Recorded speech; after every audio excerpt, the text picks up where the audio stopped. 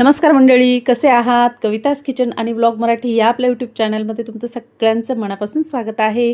तर बघू शकता छान अशी झणझणीत आपण दुधी भोपळ्याची भाजी बनवलेली आहे आणि अगदी छान अशी चविष्ट बनवून तयार होते आणि अगदी 10 ते 15 मिनिटात बनवून तयार होते. ह्या भाजीपुढे तुमची चिकन मटनची भाजीसुद्धा फेल आहे. इतकी सुंदर ही भाजी बनवून तयार होते. तर चला आता तुमचा जास्त वेळ न घेता आपण रेसिपीकडे वळणार आहोत. तर तुम्ही नवीन पाहणारे असतील तर नक्की चॅनलला सबस्क्राईब करा, लाईक शेअर कमेंट नक्की करा आणि तुमच्या मित्रमैत्रिणींसोबतसुद्धा नक्की शेअर करा मित्रमैत्रिणींनो. तर इथे छान अशी चविष्ट आपण दुधी भोपळ्याची भाजी बनवलेली आहे आणि दुधी भोपळा शक्यतो कोणाला आवडत नाही, पण ही भाजी जर तुम्ही एकदा खाल्ली ना तर रोज तुम्ही किलो किलो दुधी खाणार. तर बघू शकता छान अशी आपली दुधी भोपळ्याची भाजी बनवून तयार आहे मित्रमैत्रिणींनो. त्याआधी तुम्ही माझा व्हिडिओ कुठून पाहत आहात मला नक्की कमेंट करून सांगा मित्रमैत्रिणींनो आणि बेल आयकॉनचं बटन नक्की दाबून ठेवा, जेणेकरून माझा पुढचा व्हिडिओ येईल तर तो तुम्ही पाहू शकणार. तर चला आता आपण व्हिडिओला सुरुवात करणार आहोत.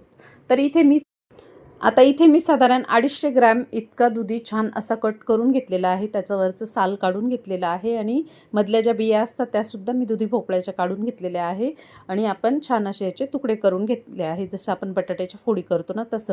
त्यानंतर कांदा, टोमॅटो, लसूण आणि कढीपत्ता घेतलेला आहे. कांदा आणि टोमॅटो छान असा बारीक कट करून घेतलेला आहे.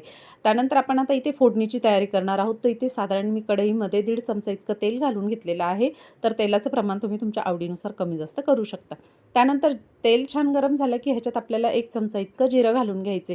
जिरं छान तडतडलं की मग त्याच्यामध्ये आपल्याला कांदे घालून घ्यायचे आणि कांदे पण छान असे फ्राय करून घ्यायचे. कांदे छान फ्राय झाल्यानंतर आपल्याला ह्याच्यामध्ये एक बारीक कट केलेला टोमॅटो घालून घ्यायचा आहे. टोमॅटो घातल्यानंतर आपल्याला लसूण, 2 मिरच्या, इथे 2 हिरव्या मिरच्या यूज केल्या आहे मी, तर त्या तुम्ही नक्की घाला आवडत असतील तर. आणि त्यानंतर आपण कढीपत्त्याचे पानं घालून घेणार आहोत आणि छान अशी फोडणी तयार करून घेणार आहोत मैत्रिणींनो.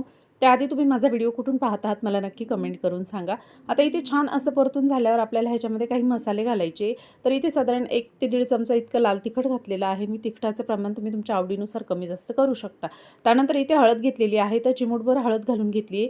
त्यानंतर 1 चमचा इतका मी इथे कांदा लसूण मसाल्याचा यूज केला आहे. तर खूप सुंदर अशी चव येते या भाजीची, तर नक्की करून बघा. त्यानंतर इथे छान अशी फोडणी झाल्यानंतर आपल्याला छान करून घ्यायची ही फोडणी, परतून घ्यायचे व्यवस्थित.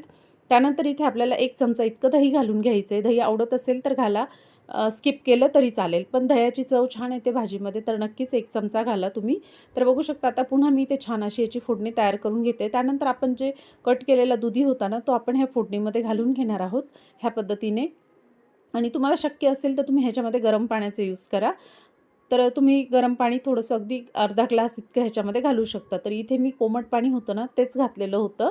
तर ह्या पद्धतीने आपल्याला अर्धा ग्लास ते 1 ग्लास इतकं पाण्याचं प्रमाण तुम्ही घालू शकता. आता भाजीचं प्रमाण जितकं असेल ना त्या हिशोबाने पाण्याचं प्रमाण भाजीमध्ये घालू शकता. तर इथे मी साधारण अर्धा ग्लास एवढं पाणी घालून घेतलं आहे. त्यानंतर इथे आपण अर्धा ते 1 ग्लास पाणी घालायचं आहे. त्यानंतर इथे आपण चवीनुसार मीठ घालून घेणार आहोत आणि वरून आपण झाकण ठेवून देणार आहोत आणि साधारण 5 ते 7 मिनिटं छान असे हे वाफवून घेणार आहोत.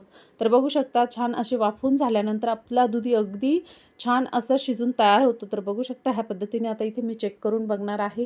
तर आपली छान अशी भाजीसुद्धा बनवून तयार झालेली. तर तुम्हाला डाळ वगैरे आवडत असेल ह्या भाजीमध्ये तर तुम्ही मठाची डाळ, मुगाची डाळ, हरभऱ्याची डाळ ह्या डाळचा वापर करू शकता ह्या भाजीमध्ये. तर खूप सुंदर अशी ही भाजी बनवून तयार होते मैत्रिणींनो. तर व्हिडिओ पूर्ण बघा स्किप न करता. तर ह्या पद्धतीने आपल्या दुधी भोपळ्याची चमचमीत झणझणीत अशी भाजी बनवून तयार झालेली आहे. तर व्हिडिओ पूर्ण पाहिल्याबद्दल तुमचं सगळ्यांचं मनापासून धन्यवाद. तर पुन्हा भेटू आपण एका नवीन व्हिडिओसोबत. तोपर्यंत सगळ्यांना नमस्कार.